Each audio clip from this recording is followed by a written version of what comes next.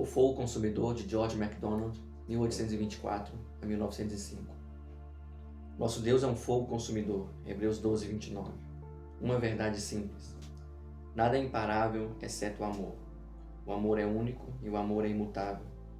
Pois o amor ama até alcançar a pureza. Portanto, o objetivo final do amor é a santidade. O amor tem sempre em vista a beleza absoluta daquilo que contempla. Onde a beleza é incompleta e o amor não consegue amar até o limite do amor, ele se dedica a tornar mais amável, para que possa amar mais. Luta pela perfeição, mesmo que ela mesma possa ser aperfeiçoada não em si mesma, mas no objeto. Assim como foi o amor que primeiro criou a humanidade, também o amor humano, em proporção à sua divindade, continuará criando o belo para a sua própria manifestação. Não há nada eterno senão aquilo que ama e pode ser amado. E o amor está sempre subindo em direção à consumação, quando tal será o universo imperecível divino. Portanto, tudo que não é belo no ser amado, tudo que se interpõe e não é do tipo do amor, deve ser destruído. E nosso Deus é um fogo consumidor. Se isso é difícil de entender, tão simples como isso é, que o amor ama até alcançar a pureza, a verdade absoluta é então difícil de entender. Podem passar séculos antes que um homem chegue a ver uma verdade. Eras de conflito, de esforço, de aspiração. Mas quando ele o vê, fica tão claro que ele se pergunta se poderia ter vivido sem vê-la. O fato de ele não ter entendido antes foi simplesmente e apenas o fato de ele não ter visto. Ver uma verdade, saber o que ela é, compreendê-la e amá-la, são tudo uma coisa só. Há muitos movimentos em direção a isso, muitos sofrimentos por falta disso, muitos gritos da consciência contra a negligência disso, muitos anseios obscuros por isso, como uma necessidade desconhecida, antes que finalmente os olhos despertem e a escuridão da noite sonhada cede à luz do sol da verdade. Mas uma vez contemplado, é para sempre. Ver um fato divino é ficar cara a cara com a vida eterna essencial. Para esta visão da verdade, que o amor ama até alcançar a pureza, Deus tem trabalhado há séculos, por essa condição simples, este ápice da vida, sobre o qual um homem se pergunta, como uma criança, por não poder fazer com que os outros homens vejam como ele vê. Todo o trabalho da ciência, da história, da poesia de Deus, desde o momento em que a Terra se reuniu em uma solitária gota de fogo, desde a borda vermelha da motriz roda solar, até o momento em que Alexander John Scott o adorou desde sua face. Estava evoluindo verdade após verdade em visão adorável, em lei torturante, nunca mentindo, nunca se arrependendo. E para isso a paciência de Deus trabalhará enquanto ainda houver uma alma humana cujos olhos não foram abertos, cujo coração infantil ainda não nasceu nele.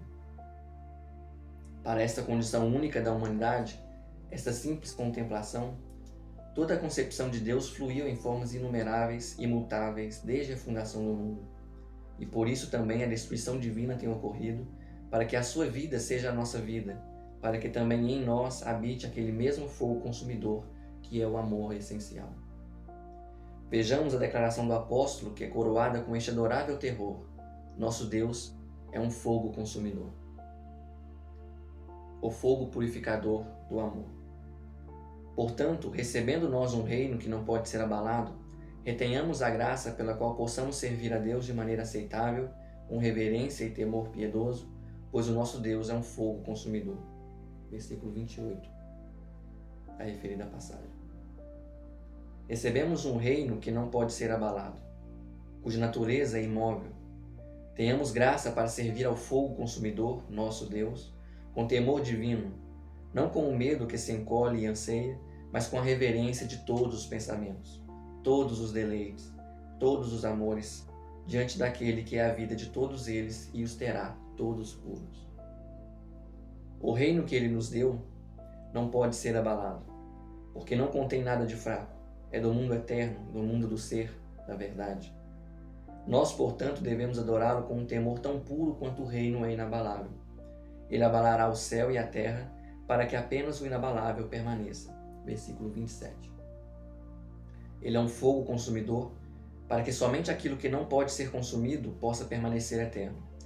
É a natureza de Deus, tão terrivelmente pura que destrói tudo o que não é puro como fogo. que exige pureza semelhante em nossa adoração. Ele terá pureza. Não é que o fogo nos queime se não adorarmos assim, isto é, com pureza, mas que o fogo nos queimará até que adoremos assim. Sim, continuará queimando dentro de nós depois que tudo o que lhe é estranho tiver cedido à sua força, não mais com dor e consumo, mas como a consciência mais elevada da vida, a presença de Deus. Quando o mal, o único que é consumível, tiver desaparecido em seu fogo, os habitantes do reino imóvel, a natureza do homem olhará a natureza de Deus na face. E seu medo será então puro, pois um medo eterno, que é um medo sagrado, deve surgir de um conhecimento da natureza, não de um senso de poder. Mas aquilo que não pode ser consumido deve ser um em si mesmo, uma existência simples. Portanto, em tal alma, o temor para com Deus será um com o amor mais caseiro. Sim, o temor de Deus fará com que o homem fuja, não dele, mas de si mesmo. Não dele, mas para ele. O Pai de si mesmo, com medo de que ele fizesse mal a ele ou a seu próximo. E as primeiras palavras que se seguem para estabelecer aquela graça pela qual podemos servir a Deus de maneira aceitável são estas: que o amor fraternal continue. Hebreus capítulo 13, versículo 1. Amar o nosso irmão é adorar o fogo consumidor. O fogo do amor no Monte Sinai. O símbolo do fogo consumidor parece ter sido sugerido ao escritor pelo fogo que ardia na montanha da antiga lei. Esse fogo fazia parte da revelação de Deus feita aos israelitas. Nem foi o primeiro caso de tal revelação. O símbolo da presença de Deus diante do qual Moisés teve que tirar os sapatos e do qual não lhe era seguro aproximar-se, era um fogo que não consumia a sarça em que ardia. Ambas as revelações foram de terror, mas o mesmo símbolo empregado por um escritor do Novo Testamento deveria significar mais, não do que significava antes, mas do que antes era empregado para expressar. Pois não poderia ter sido empregado para expressar mais do que era possível para eles perceberem. O que mais do que terror poderia uma nação de escravos, cujas almas a ferrugem de suas correntes havia corroído, em cuja memória permanecia a fumaça das panelas de carne do Egito, em vez de não comerem a comida que mais gostavam, teriam voltado para a casa de sua escravidão. O que mais essa nação poderia ver naquele fogo, além de terror e destruição? Como eles deveriam pensar na purificação pelo fogo? Eles ainda não tinham condições mentais que pudessem gerar tal pensamento. E se tivessem pensado nisso, a noção do sofrimento envolvido logo teria superado a noção de purificação. Nem tal nação teria ouvido qualquer ensinamento que não fosse apoiado pelo terror. O medo era aquilo para o qual eles estavam preparados. Eles não adoravam nenhum ser de quem não tivessem medo. Foi então este espetáculo no Monte Sinai um artifício para induzir a obediência, tal como as más enfermeiras empregam com as crianças? Uma sugestão de horror vago e falso? Não foi uma verdadeira revelação de Deus? Se não foi uma revelação verdadeira, não foi nenhuma. E a história ou é falsa, ou toda a exibição foi um truque político de Moisés. Aqueles que conseguem ler a mente de Moisés não acreditarão facilmente na última, e aqueles que compreendem o alcance da pretensa revelação não verão razão para supor a primeira. Aquilo que seria político seria um engano. Não está, portanto, excluído da possibilidade de outra fonte.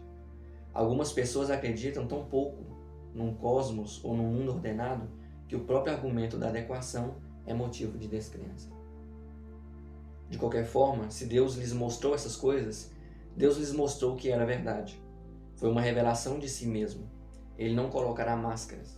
Ele assume uma face.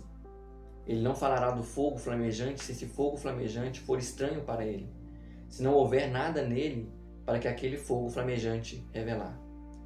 Por mais brutos que sejam seus filhos, ele não os aterrorizará com uma mentira. Foi uma revelação, mas parcial, um símbolo verdadeiro, não uma visão final. A natureza da revelação. Nenhuma revelação pode ser outra coisa que não parcial. Se para a verdadeira revelação um homem deve ouvir toda a verdade, então a Deus a revelação. Sim, a Deus a filiação. E aqui uma referência à revelação da pessoa de Jesus Cristo a qual para MacDonald era parcial, uma vez que a aparência humana do Filho de Deus não poderia revelar toda a plenitude do seu ser divino e eterno. Pois que revelação, além de parcial, pode a condição espiritual mais elevada receber do Deus infinito? Mas não é ela falsa porque é parcial. Relativamente a uma condição inferior do receptor, uma revelação mais parcial poderia ser mais verdadeira do que aquela que constituísse uma revelação mais completa para alguém em uma condição superior. Pois o primeiro pode revelar muito para ele, o último pode não revelar nada. Somente seja o que for que possa revelar, se a sua natureza fosse tal que impedisse o desenvolvimento e o crescimento, acorrentando assim o homem à sua incompletude, seria apenas uma falsa revelação lutando contra todas as leis divinas da existência humana. A verdadeira revelação desperta o desejo de saber mais pela verdade da sua incompletude. Aqui estava uma nação no seu nível mais baixo. Poderia ela receber algo além de uma revelação parcial? Uma revelação de medo? Como poderiam os hebreus ficar senão aterrorizados com aquilo que se opunha a tudo o que sabiam sobre si mesmos, seres que julgavam bom honrar um bezerro de ouro? Tal como eram, fizeram bem em ter medo. Eles estavam em melhores condições, reconhecendo apenas um terror acima deles, ardendo naquela altura desconhecida da montanha, do que se curvando para adorar o ídolo abaixo deles.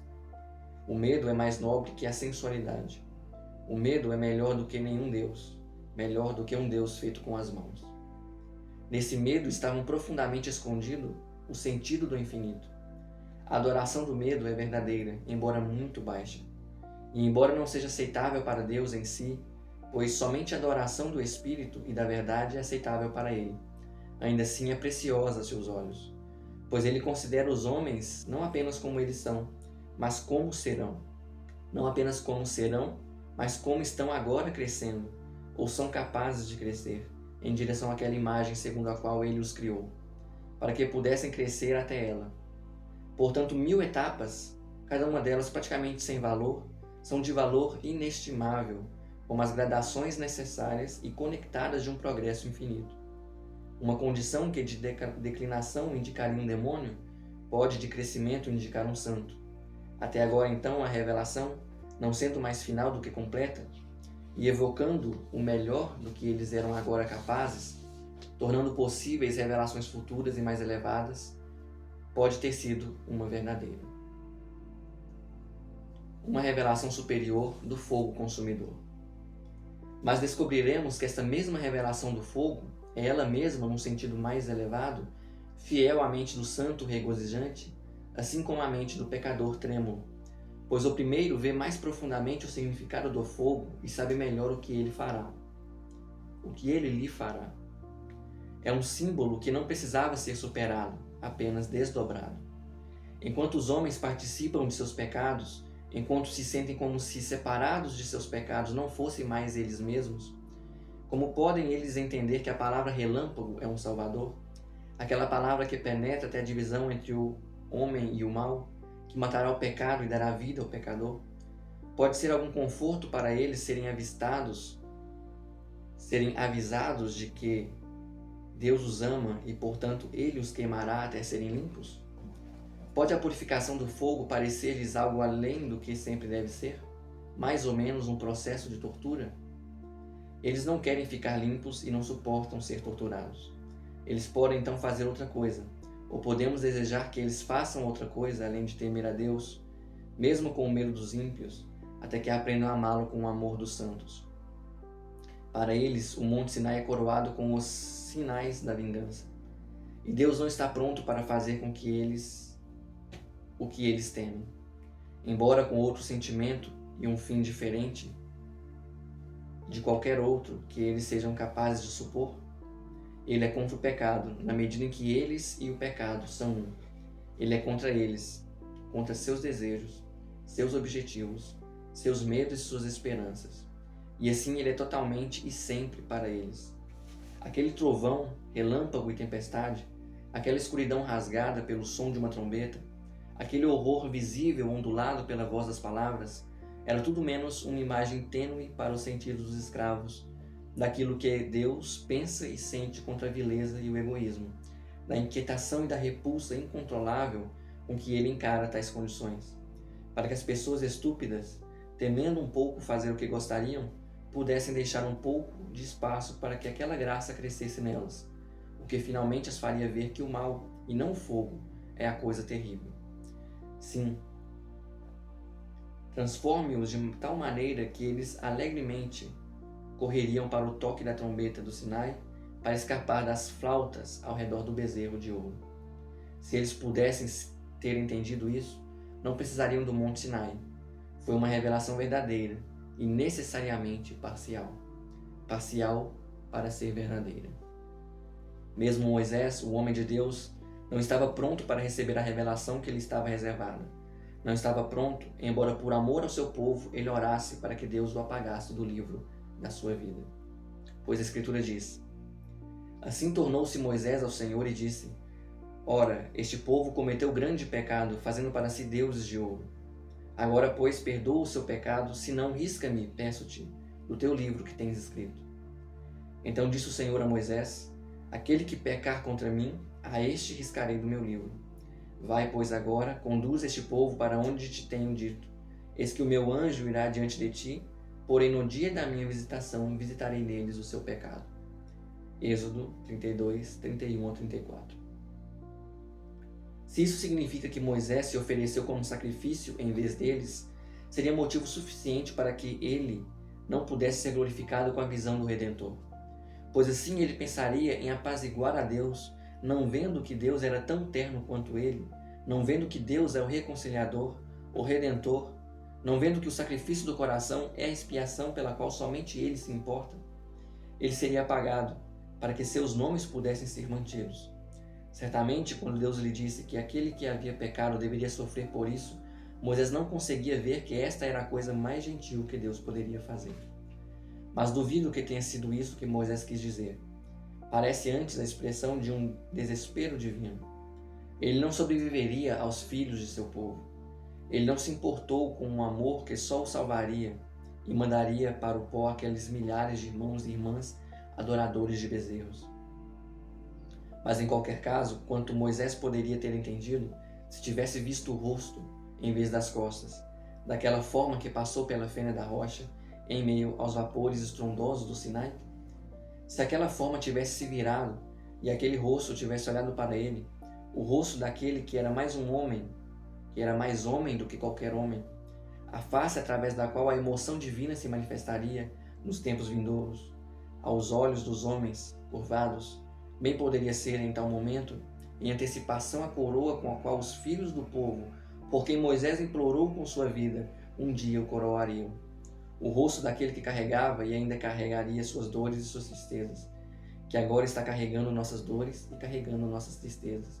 O rosto do Filho de Deus, que em vez de aceitar o sacrifício de uma das suas criaturas para satisfazer a sua justiça ou sustentar a sua dignidade, entregou-se totalmente a elas, e assim ao Pai, fazendo a sua adorável vontade, que sofreu até a morte, não para que os homens não sofressem, mas para que o sofrimento deles fosse como o dele, e os conduzisse à sua perfeição. Se aquele rosto, eu digo, tivesse se voltado e olhado para Moisés, Moisés teria vivido.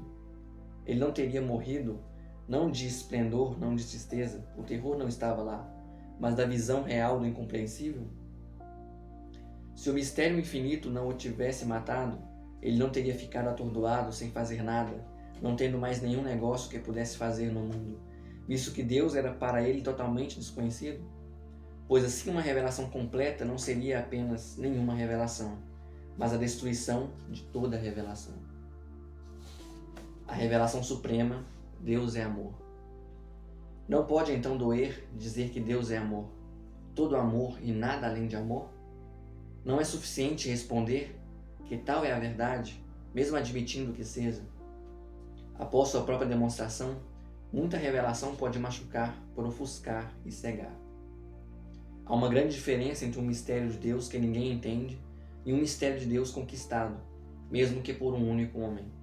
Este último já é uma revelação, e passando pela mente daquele homem, pode vir a ser apresentado de forma tão fraca que não prejudicará seus semelhantes. Deixe Deus ocultar como quiser, embora eu acredite que ele esteja sempre destruindo a ocultação, sempre dando tudo o que pode, tudo que os homens podem receber de suas mãos, que ele não deseja ocultar nada, mas revelar tudo. A luz que alguém recebeu não será colocada debaixo do alqueire, é para ele e seus companheiros. Ao semear a semente, ele não reterá a mão porque há espinhos, lugares pedregosos e beiras de caminhos. Ele pensará que em alguns casos, até mesmo um pássaro do céu pode carregar a matéria, que a boa semente pode ser demais para os espinhos, que aquilo que murcha no lugar pedregoso pode ainda deixar ali, por sua própria decadência, um solo mais profundo para a próxima semente se enraizar. Além disso, só podem receber a doutrina quem tem ouvidos para ouvir. Se o homem egoísta pudesse acreditar nisso, ele interpretaria mal. Mas ele não consegue acreditar. Não é possível que ele deveria. Mas a alma amorosa, oprimida por ensinamentos errados, ou pela verdade parcial, que afirma seu todo, ouvirá, compreenderá e se alegrará. Pois quando dizemos que Deus é amor, ensinamos aos homens que o medo que se tem dele é infundado. Portanto, quanto temam, lhes sobrevirá, possivelmente muito mais. Mas há algo além do seu medo, um destino divino que eles não podem resistir, porque funciona em conjunto com a individualidade humana que a individualidade divina criou neles. A ira consumirá o que eles chamam de si mesmos, para que os seus eus, que Deus criou, apareçam, surgindo com 10 vezes mais consciência de ser, e trazendo consigo tudo que constituiu a bem-aventurança da vida que os homens tentaram levar sem Deus. Eles saberão que agora eles são totalmente eles mesmos. O velho avarento, cansado, egoísta e desconfiado terá falecido. O eu jovem, sempre jovem, permanecerá. Aquilo que eles próprios pensavam terá desaparecido. Aquilo que eles próprios sentiam, embora julgassem mal os seus próprios sentimentos, permanecerá. Permanecerá glorificado em arrependida esperança, pois aquilo que não pode ser abalado permanecerá. Aquilo que é imortal em Deus permanecerá no homem. A morte que há nele será consumida. É a lei da natureza, isto é, a lei de Deus, que tudo que é destrutível seja destruído. Quando aquilo que é imortal se enterra no destrutível, quando recebe todas as mensagens de fora, através da região circundante de decadência, e nenhuma de dentro das portas eternas, ele não pode, embora ainda seja imortal, conhecer sua própria imortalidade. O que é destrutível deve ser eliminado dele, ou começar a ser eliminado dele, antes que possa participar da vida eterna. Quando tudo isso for queimado e desaparecido, então terá a vida eterna. Ou melhor, quando o fogo da vida eterna possui um homem, então o que é destrutível desaparece completamente e ele é puro. Muitas obras de um homem devem ser queimadas para que por essa mesma queima ele possa ser salvo, como que pelo fogo. Na fumaça vão os senhores, os rabinos do mundo, e o homem que concorda com a queima é salvo pelo fogo, pois destruiu o destrutível, que é o ponto de vista do mortal, que destruiria o corpo e a alma no inferno. Se ainda assim ele se apega àquilo que pode ser queimado, o ardor se aprofunda cada vez mais em seu seio, até atingir as raízes da falsidade que o escraviza, possivelmente por parecer a verdade. Um homem que ama a Deus e ainda não é puro, corteja o fogo de Deus. Nem sempre é tortura. O fogo às vezes se mostra apenas como luz. Ainda assim, será um fogo purificador. O fogo consumidor é apenas a forma original e ativa da pureza, aquilo que torna puro, aquilo que é de fato amor, a energia criativa de Deus. Sem pureza não pode haver criação, e também não há persistência. Aquilo que não é puro é corruptível, e a corrupção não pode herdar a incorrupção. A verdadeira natureza do inferno. O homem cujas ações são más teme a queima, mas a queima não virá a menos que ele a tema ou a negue. A fuga é inútil, pois o amor é inexorável. Nosso Deus é um fogo consumidor. Este homem não sairá até que tenha pago o último centavo.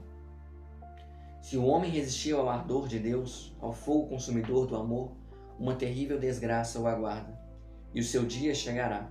Aquele que odeia o fogo de Deus será lançado nas trevas exteriores. Que consternação doentia então se apoderará dele? Pois deixa um homem pensar e se importar muito pouco com Deus, ele não existe sem Deus. Deus está aqui com ele, apoiando, aquecendo, encantando, ensinando-o, tornando a vida uma coisa boa para ele. Deus lhe dá a si mesmo, embora ele não saiba disso.